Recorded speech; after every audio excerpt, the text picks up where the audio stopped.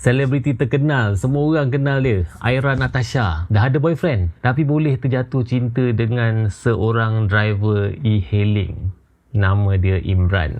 So aku dah tonton filem bertajuk Kata Hati, filem daripada pengarah Nadia Hamzah, sebuah filem romantik komedi. So aku rasa kau dah tahu dia punya konsep cerita dia, macam mana perjalanan cerita dia, macam mana seorang selebriti terkenal, artis yang orang selalu sebut, yang sedang meningkat naik, pelakon yang hebat, Aira Natasha ni bercinta dengan orang biasa. Filem ni dia sangat colourful, cantik, shot-shot dia sangat cantik, permainan lighting dia pun sangat menarik bagi aku. Dia punya visual untuk sebuah filem romantik komedi macam ni memang sangat cantik. Dan untuk filem romantik komedi, filem ni dia go towards romantik kot, sebab aku rasa komedi dia ada, cuma tak adalah sekuat mana. Dan aku patut bagi kredit dekat pelakon-pelakon filem ni. Ada Nia Atasha, Yusof Hashim, Fazik Mukris, ada Syah Al-Yahya, dan ramai lagi, termasuk dengan Norin Iman pun ada. Sebuah filem romantik komedi yang aku rasa ramai damba-damba kan, especially kalau korang yang peminat filem romantik komedi. Dah lama tak tengok filem romantik komedi, ni lah filem yang korang kena tengok. Cumanya bagi aku filem ni ada sedikit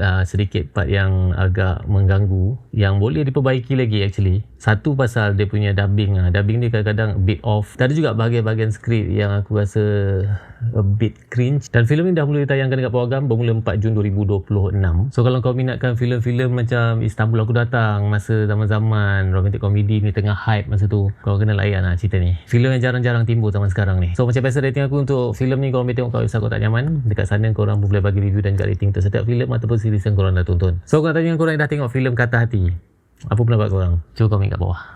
Nyaman.